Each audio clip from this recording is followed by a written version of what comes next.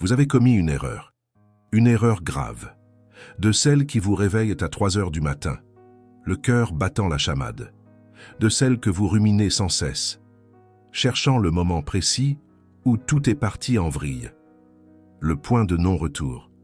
Et maintenant, vous voilà. À vous demander si vous pourrez vous relever, si vous oserez à nouveau croiser le regard de ceux qui vous ont vu chuter, si votre autorité, celle que vous avez mis tant de temps à construire, a disparu à jamais. J'ai une nouvelle pour vous. Ce n'est pas celle que vous attendez. Machiavel, il y a plus de 500 ans, avait déjà flairé quelque chose que la science vient de confirmer en 2024. Les erreurs, en elles-mêmes, ne détruisent pas votre autorité. C'est votre réaction aux erreurs qui la pulvérise. Et aujourd'hui, vous allez apprendre exactement comment vous remettre de n'importe quelle erreur sans perdre un gramme de pouvoir. En fait, vous allez même apprendre quelque chose de plus perturbant. Vous allez découvrir comment certaines erreurs, maîtrisées correctement, peuvent carrément booster votre autorité. Oui, vous avez bien entendu.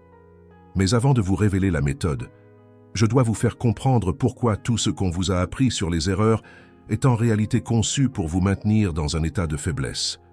Gardez ça en tête, parce que ça va changer à jamais votre façon de gérer chaque erreur. Il existe une étude de psychologie du personnel, publiée en 2024, qui devrait être obligatoire pour toute personne en position de pouvoir. Les chercheurs ont étudié 955 dirigeants dans de multiples expériences. Ce qu'ils ont découvert pulvérise le mythe le plus dangereux sur le leadership. Les dirigeants qui se souvenaient et réfléchissaient sur leurs erreurs passées affichaient des niveaux d'humilité exprimés significativement plus élevés. Et voilà le truc. Cette humilité exprimée, cette capacité à dire « je me suis trompé », augmentait la performance de leurs équipes. Elle ne la diminuait pas, elle l'augmentait. Mais attendez, il y a un piège. Il ne suffit pas d'admettre ses erreurs. N'importe quel faible peut faire ça. C'est la manière dont vous les admettez. C'est le moment où vous les admettez. C'est à qui vous les admettez. Et c'est précisément là que Machiavel se démarque des conseils tièdes de développement personnel qui inondent Internet. Machiavel a écrit dans Le Prince quelque chose que la plupart des gens mal interprètent. Il a dit qu'un prince doit paraître compatissant, loyal, humain, intègre et religieux. Paraître, pas forcément être. Et c'est là que 95% des personnes qui lisent Machiavel se plantent. Il ne dit pas qu'il faut mentir. Il dit que la façon dont vous présentez la vérité est aussi importante que la vérité elle-même. Appliquée aux erreurs, ça donne quelque chose de révolutionnaire. Il ne suffit pas d'admettre que vous vous êtes trompé. Vous devez l'admettre d'une façon qui préserve, voire augmente, votre autorité. Et ça demande une stratégie, pas une réaction, une stratégie. Laissez-moi vous expliquer les neurosciences derrière tout ça. Parce qu'une fois que vous aurez compris ce qui se passe dans le cerveau de ceux qui vous observent, vous ne gérerez plus jamais une erreur de la même façon. Des chercheurs de l'université de Cambridge ont publié une découverte fascinante. La méfiance et la confiance ne sont pas les deux extrémités d'un même spectre. Ce sont des processus cérébraux complètement différents. La méfiance prend racine dans l'amygdale, cette partie primitive du cerveau qui contrôle la réponse de combat, de fuite ou de paralysie. Son seul but, c'est de vous protéger, en vous guidant vers la sécurité, qu'elle soit physique, émotionnelle ou mentale. La confiance, en revanche, prend racine dans le cortex préfrontal, la partie du cerveau responsable de la résolution de problèmes et de la socialisation. Voilà la clé. Quand vous commettez une erreur et que vous réagissez de manière défensive, en niant, en rejetant la faute sur les autres, en vous justifiant à l'excès, vous activez l'amygdale de ceux qui vous observent. Leur cerveau primitif se met en alerte. Quelque chose ne va pas. Cette personne n'est pas sûre. Protégez-vous. Et une fois que l'amygdale prend le contrôle, le cortex préfrontal, là où réside la capacité à faire confiance, est inhibé. Il est neurologiquement impossible qu'il vous fasse confiance tant que leur amygdale est en mode alerte. Mais quand vous admettez une erreur de manière stratégique, sans activer de menace, Vous parlez directement à leur cortex préfrontal, à la partie du cerveau qui peut évaluer, raisonner et décider de faire confiance. Machiavel n'avait pas de scanner cérébral il y a 500 ans. Mais il a observé le comportement humain avec une telle précision qu'il est arrivé aux mêmes conclusions que les neurosciences modernes. Maintenant, laissez-moi vous donner la méthode exacte. Je l'appelle le protocole de rétablissement machiavélique. Il comporte 5 phases. Et chaque phase est conçue pour désarmer l'amygdale des observateurs, tout en renforçant votre position de pouvoir. Phase 1. Maîtrisez le récit avant que les autres ne s'en emparent. Machiavel a écrit qu'il vaut mieux agir et se repentir que de ne pas agir et de se repentir. Mais il y a une extension à ça que la plupart des gens ignorent. Il vaut mieux que vous racontiez l'histoire de votre erreur, avant que les autres ne le fassent à votre place. Quand vous permettez aux autres de définir votre erreur, vous perdez la maîtrise du récit. Et celui qui maîtrise le récit, maîtrise la perception.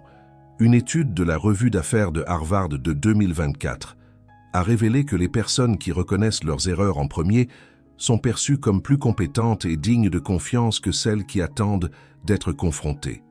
Pensez-y, la même information, la même erreur, mais celui qui la révèle en premier gagne des points de crédibilité. Celui qui attend d'être découvert perd.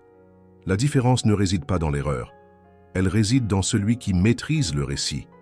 Phase 2. Admettez, sans vous excuser à l'excès.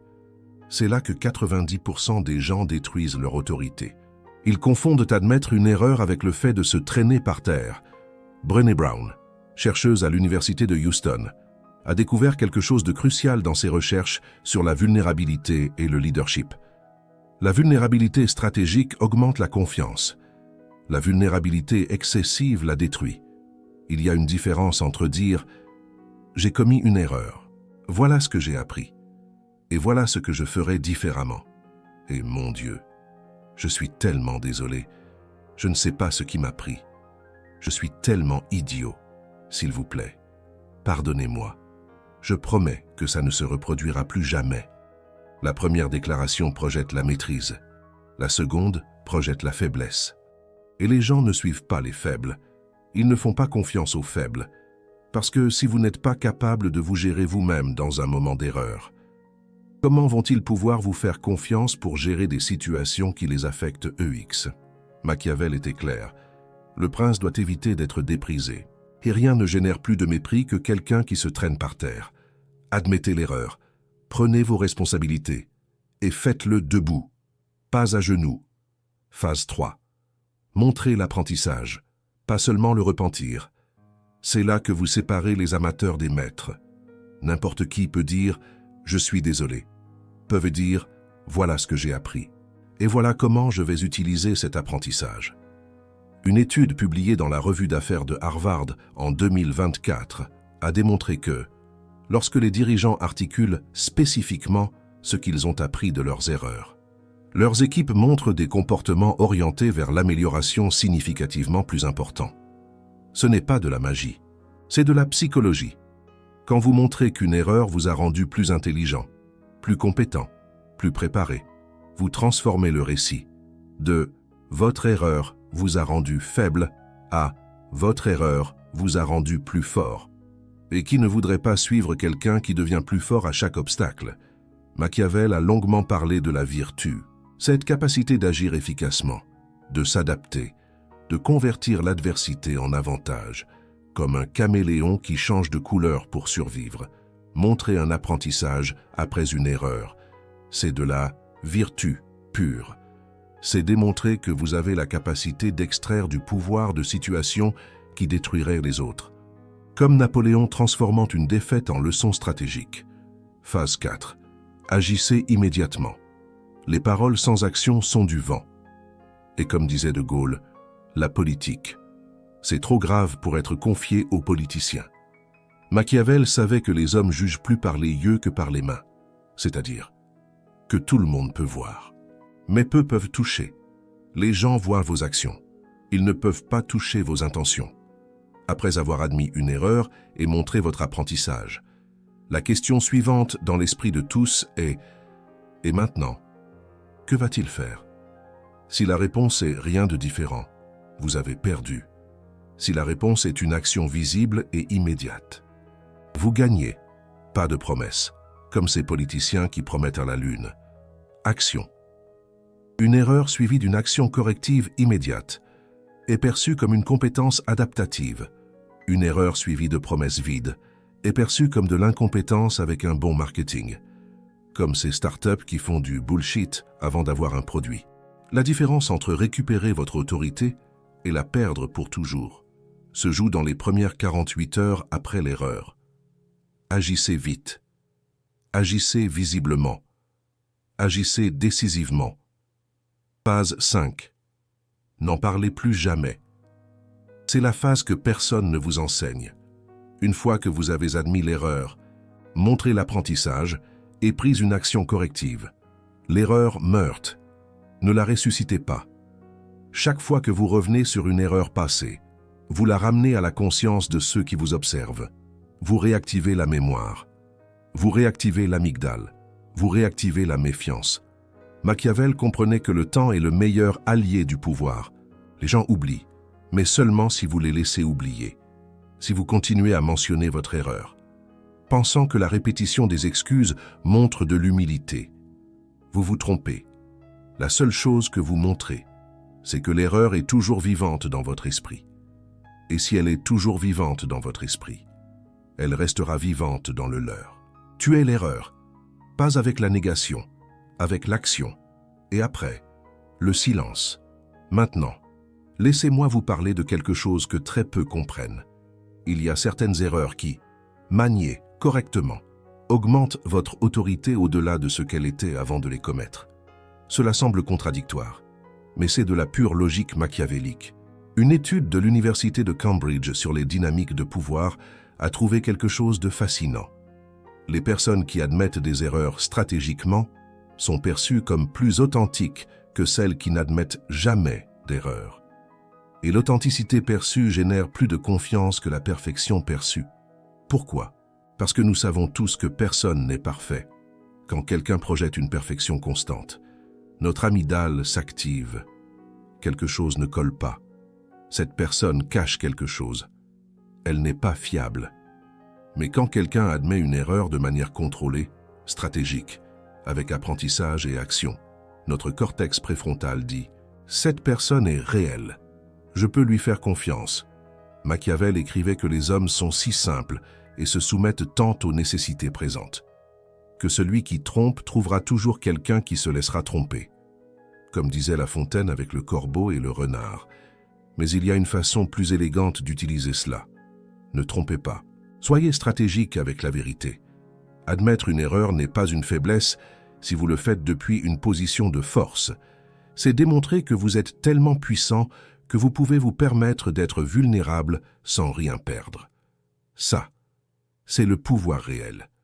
Maintenant, je veux vous parler de ce que j'appelle le paradoxe de l'erreur stratégique. En 2005, des chercheurs ont publié dans la revue Nature une étude qui a changé notre compréhension de la confiance. Ils ont découvert que l'ocytocine, l'hormone du lien social, augmente la confiance chez les humains. Mais voici ce qui est intéressant.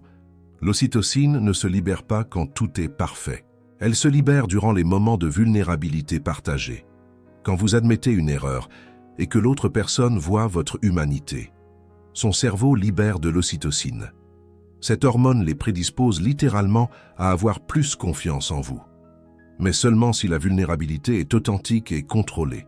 Si cela ressemble à de la manipulation, l'effet s'inverse. C'est exactement ce que Machiavel avait intuité. L'apparence d'humanité, de faillibilité occasionnelle, génère plus de loyauté que l'apparence de perfection constante. Les princes qui paraissaient infaillibles étaient craints, mais ceux qui montraient une humanité stratégique étaient aimés et respectés. Et Machiavel disait qu'il est préférable d'être les deux. Mais si vous devez choisir, choisissez d'être craint.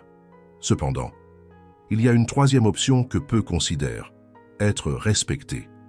Et le respect vient de montrer que vous êtes humain, mais que votre humanité ne vous contrôle pas.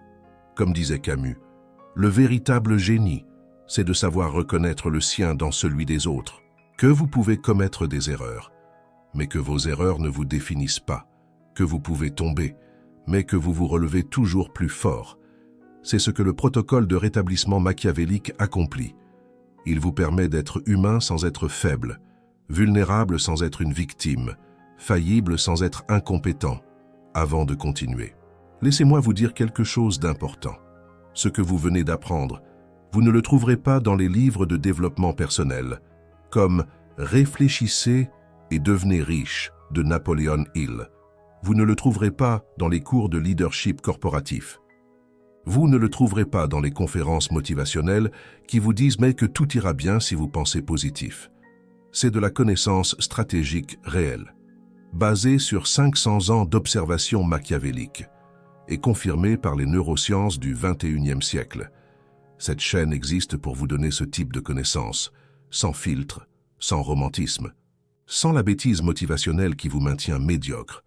Si cela résonne avec vous, si vous sentez que finalement quelqu'un vous parle avec la vérité brutale dont vous avez besoin, le bouton « Super Thanks » là en bas est votre façon de dire « Je veux plus de ça ». Ce n'est pas de la charité, c'est une transaction. Vous soutenez ce contenu. Je continue à révéler ce que les autres ont peur de dire. Chaque Super Thanks est un vote en faveur d'un contenu sans censure, sans filtre, sans la nécessité de plaire à tout le monde. Si cette vidéo vous donne des outils réels, considérez rejoindre ceux qui ont déjà compris que la connaissance stratégique vaut plus que 1000 vidéos motivationnelles vides. Maintenant, continuons. Je veux vous parler des 3 types d'erreurs et comment chacun requiert une approche différente. Parce que toutes les erreurs ne sont pas égales et les traiter de la même manière est une erreur en soi. Erreur type 1, l'erreur d'exécution. Voici le moment où vous saviez quoi faire. Mais vous l'avez mal fait. Vous aviez le plan correct, mais vous avez échoué dans son exécution. C'est l'erreur la plus facile à réparer. Pourquoi? Parce que cela démontre que votre jugement est solide. Seule votre exécution a failli. La récupération ici est simple. Admettez que l'exécution a échoué. Montrez que le plan original était correct. Expliquez quels ajustements vous ferez pour que l'exécution ne faillisse plus. Et agissez. Ce type d'erreur, géré correctement, peut même augmenter la confiance en votre capacité de leadership. Parce que cela démontre que vous pouvez identifier où les choses ont mal tourné et les corriger. Erreur de type 2, l'erreur de jugement. C'est plus compliqué. Ici, non seulement votre exécution a failli, mais votre analyse a aussi failli. Vous avez pris une décision incorrecte, basée sur des informations que vous avez mal interprétées. La récupération ici requiert plus d'humilité. Parce que vous ne pouvez pas dire « mon plan était bon ». Votre plan n'était pas bon. Mais voici la clé machiavélique. Tout le monde commet des erreurs de jugement. Même les plus grands dirigeants de l'histoire, comme De Gaulle ou Napoléon. Ce qui les sépare, ce n'est pas d'éviter les erreurs de jugement. C'est la façon dont ils traitent les nouvelles informations et s'adaptent. La récupération ici consiste à admettre que votre analyse a failli, à montrer quelles nouvelles informations ou perspectives vous avez maintenant, et à démontrer comment cela change votre approche future. C'est ce que les chercheurs de la revue d'affaires de Harvard appellent « miner vos décisions passées pour obtenir des insights ». Une erreur de jugement bien traitée fait de vous un meilleur décideur, et cela augmente votre valeur. Erreur de type 3, l'erreur de caractère. C'est la plus difficile. Ici, ni votre exécution, ni votre jugement n'ont failli. C'est qui vous êtes qui a failli. Vous avez menti, vous avez trahi, vous avez agi contre vos valeurs déclarées. Cette erreur peut détruire votre autorité de manière permanente, mais pas toujours. La récupération ici requiert quelque chose que la plupart ne sont pas disposés à donner. Un changement genuin, pas un changement apparent, un changement réel. Et ce changement doit être visible, soutenu et vérifiable. Machiavel a écrit que lorsque vous changez votre comportement, vous devez vous assurer que le changement est si dramatique qu'il ne laisse aucun doute. Pas de petits changements. Des changements que les gens peuvent voir, ressentir et vérifier. Cela peut prendre des mois, parfois des années. Mais c'est possible. Certains des dirigeants les plus respectés de l'histoire ont commis des erreurs de caractère graves. et se sont relevés, pas en cachant l'erreur, mais en se transformant de manière si visible que l'erreur est devenue le point de départ d'une nouvelle version d'eux-mêmes. Laissez-moi vous donner un exemple historique qui illustre parfaitement cela. Jules César a commis une erreur de jugement catastrophique lorsqu'il a franchi le Rubicon. De nombreux historiens affirment qu'il a sous-estimé la réaction du Sénat. Mais ce qu'il a fait ensuite a défini son héritage. Il ne s'est pas excusé. Il n'a pas reculé. Il a avancé avec une telle détermination que son erreur initiale est devenue une légende d'audace. Machiavel a analysé cela dans ses écrits. Il a conclu que César avait compris quelque chose de fondamental. Est une fois l'erreur commise, la seule direction est vers l'avant, vers l'arrière. Il n'y a que destruction. Ce principe s'applique aux erreurs de toutes les tailles. Lorsque vous commettez une erreur, vous avez deux options. Regarder vers l'arrière constamment, revivre le moment, souhaiter avoir fait quelque chose de différent, ou regarder vers l'avant. Utilisez l'erreur comme carburant pour votre prochaine action. Machiavel était clair. Ceux qui regardent vers l'arrière sont conquis. Ceux qui regardent vers l'avant conquirent. Maintenant, je veux vous parler d'un phénomène psychologique que la plupart ignorent. Il s'appelle l'effet Pratfall. Il a été découvert par le psychologue Elliot Aronson en 1966. Et il explique quelque chose de contre-intuitif sur la façon dont nous percevons les personnes qui commettent des erreurs. Aronson a découvert que les personnes hautement compétentes qui commettent des erreurs mineures sont perçues comme plus attirantes et dignes de confiance que les personnes également compétentes qui ne commettent jamais d'erreurs. Pourquoi? Parce que les erreurs les humanisent, les rendent accessibles, les rendent réelles. Mais il y a un piège important. Cet effet ne fonctionne que si la personne est déjà perçue comme compétente, si vous êtes perçu comme incompétent. Une erreur supplémentaire ne fait que confirmer cette perception. Alors, la leçon machiavélique ici est double. Premièrement, construisez une base solide de compétences perçues. Deuxièmement, lorsque vous commettez des erreurs, utilisez-les comme outil d'humanisation, pas de destruction. Les erreurs stratégiques, commises depuis une position de force perçue, peuvent augmenter votre attrait et votre fiabilité. Les erreurs commises depuis une position de faiblesse perçue vous coulent davantage.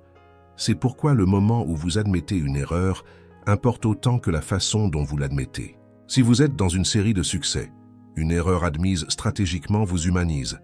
Si vous êtes dans une série d'échecs, cette même erreur peut être le coup final. Machiavel comprenait cela intuitivement. Il considérait toujours le contexte. Il considérait toujours la perception préalable. Il ne traitait jamais les situations comme si elles existaient dans le vide. Et vous non plus. Vous ne devriez pas. Maintenant, laissez-moi vous parler des 5 erreurs fatales que les gens commettent en gérant les erreurs. Oui, des erreurs en gérant les erreurs. C'est méta. Mais c'est crucial. Erreur fatale 1. Attendre d'être découvert. Nous en avons déjà parlé, mais il vaut la peine de le répéter. Si vous savez que vous avez commis une erreur, chaque minute qui passe sans que vous l'admettiez est une minute où quelqu'un d'autre peut vous contrôler. Parce que celui qui découvre votre erreur avant que vous ne l'admettiez a du pouvoir sur vous. Il peut la révéler quand cela vous fera le plus mal. Il peut l'utiliser comme levier. Il peut détruire votre narration avec sa propre version. Machiavel a écrit que celui qui dépend de la bonne volonté des autres pour sa sécurité est déjà perdu. Si vous dépendez du fait que les autres ne découvrent pas votre erreur, vous avez déjà perdu. Erreur fatale 2. Blâmer les autres. Cela semble évident. Mais le nombre de personnes qui tombent dans ce piège est astronomique. Blâmer les autres active immédiatement l'amygdale de ceux qui vous observent. Pourquoi? Parce que si vous blâmez les autres pour cette erreur, vous me blâmerez probablement si quelque chose tourne mal dans le futur. C'est un signal de danger. Et le cerveau primitif répond en s'éloignant de la menace. En de plus, blâmer les autres vous fait paraître faible, parce que cela implique que vous n'aviez pas de contrôle sur la situation. Et si vous n'aviez pas de contrôle, comment vont-ils faire confiance au fait que vous aurez le contrôle dans le futur? Erreur fatale 3. Justifier excessivement. Il y a une différence entre expliquer le contexte et justifier. Expliquer le contexte, c'est voici ce qui s'est passé. Justifier, c'est voici ce qui s'est passé, mais ce n'était pas de ma faute à cause de ces 5 raisons. Les justifications excessives activent la soupçon. Si vous avez besoin d'autant de raisons pour expliquer pourquoi ce n'était pas vraiment de votre faute, probablement que c'était de votre faute. La règle machiavélique est simple. Expliquez brièvement, acceptez clairement la responsabilité et passez rapidement à la solution. Les explications à rallonge sont suspectes. Comme un politicien qui cherche à noyer le poisson. Les solutions rapides sont respectées, comme un chef d'entreprise qui redresse la barre après une crise. Erreur fatale numéro 4. S'excuser répétitivement. Une excuse suffit, comme un simple pardon sincère. 2 excuses sont suspectes, comme si vous en faisiez trop. 3 excuses ou plus sont pathologiques, comme un disque rayé. Quand vous vous excusez sans cesse, ce que vous communiquez, c'est que l'erreur est toujours vivace en vous, que vous n'avez pas digéré la situation, que vous n'avez pas dépassé ce moment. Et si vous ne l'avez pas dépassé, comment les autres vont-ils le dépasser? Machiavel comprenait que le dirigeant doit projeter de la résolution, de la même manière qu'un général sur le champ de bataille. Et la résolution signifie que quand quelque chose est clos, c'est clos. Point final. Ça ne se rouvre pas constamment. Une excuse, un apprentissage, une action. Et silence. Erreur fatale numéro 5, ne prendre aucune action corrective. Les paroles sans action. Ce n'est que du bruit. Comme disait De Gaulle, les paroles volent, les écrits restent. Vous pouvez faire le discours parfait d'aveu d'erreur, un véritable mea culpa. Vous pouvez montrer une humilité impeccable, comme un grand écrivain reconnaissant ses imperfections.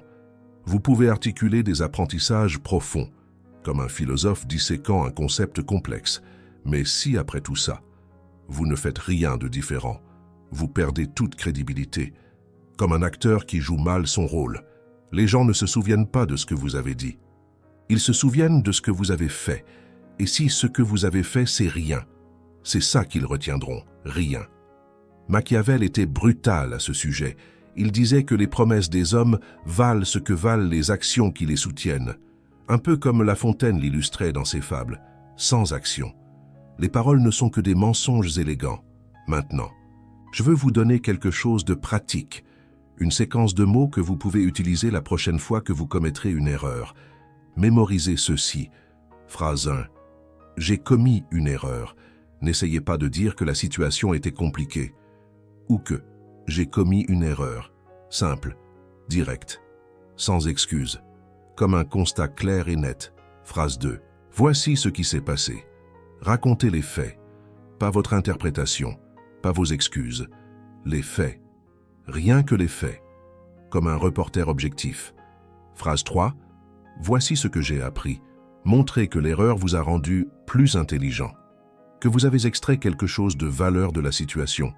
Un peu comme Voltaire tirait des leçons de ses expériences. Phrase 4. Voici ce que je vais faire de différent.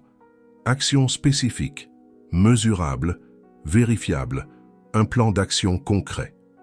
Phrase 5. Et j'y travaille déjà. Montrez que vous n'attendez pas, que l'action corrective a déjà commencé. C'est tout. 5 phrases. 30 secondes si vous les dites à la suite. Mais en ces 30 secondes, vous contrôlez la narration. Vous admettez sans vous aplatir. Vous montrez un apprentissage, vous démontrez une action, et vous projetez de la maîtrise. Machiavel en serait fier. Maintenant, laissez-moi terminer avec quelque chose qui changera votre perspective sur les erreurs à jamais. La plupart des gens vivent avec la peur de commettre des erreurs. Cette peur les paralyse, comme un acteur qui a le trac sur scène. Les fait jouer la carte de la sécurité, les maintient petits. Mais ceux qui comprennent ce que Machiavel enseignait savent quelque chose de différent. Les erreurs sont inévitables. Ce n'est pas une possibilité, c'est une certitude. Et si c'est une certitude, alors la capacité de vous relever de ces erreurs est plus valable que la capacité de les éviter. C'est ça la résilience à la française. En fait, ceux qui essaient d'éviter toutes les erreurs finissent par commettre la plus grosse erreur de toutes, l'inaction. Machiavel écrivait qu'il est meilleur d'agir et de se repentir que de ne pas agir et de se repentir. Comme le disait Camus, il n'y a pas de honte à préférer le bonheur, parce que celui qui n'agit pas par peur de se tromper ne réalise jamais rien, et celui qui agit se trompe et se relève, devient imparable. Chaque erreur est une opportunité de démontrer de quoi vous êtes fait. Chaque erreur est une preuve de votre capacité d'adaptation. Chaque erreur, gérée correctement, est une brique de plus dans la construction de votre autorité. N'ayez pas peur des erreurs. Ayez peur de ne pas savoir vous relever de ces erreurs. Comme disait Proust, le véritable voyage de découverte ne consiste pas à chercher de nouveaux paysages, mais à avoir de nouveaux yeux. Et maintenant, vous savez, vous avez la méthode, vous avez les phrases, vous avez les neurosciences, vous avez la sagesse machiavélique. La seule chose qui vous manque, c'est la prochaine erreur. Et quand elle viendra, vous serez prêt. Pas pour vous cacher, pas pour vous aplatir, mais pour vous relever d'une façon qui vous laissera plus fort qu'avant. Maintenant, je veux savoir quelque chose. Commentez ci-dessous. Quelle a été la plus grosse erreur que vous ayez commise? Et comment l'avez-vous gérée? Peu importe si vous l'avez gérée bien ou mal. Ce qui importe, c'est que vous réfléchissez, parce que la réflexion sur les erreurs passées, c'est exactement ce que l'étude de psychologie du personnel a démontré, qui augmente l'humilité exprimée et la performance. Alors, utilisez cette vidéo comme votre moment de réflexion. Commentez. Et si vous ne voulez pas le partager publiquement, au moins réfléchissez internement. La plus grosse erreur, ce n'est pas de tomber, c'est de tomber et de rester au sol. Relevez-vous. La prochaine vidéo, je vous enseignerai quelque chose d'aussi puissant. Jusque-là, rappelez-vous ce que Machiavel savait. Les hommes jugent plus par les yeux que par les mains. Vos actions après l'erreur sont tout ce qui importe. Agissez,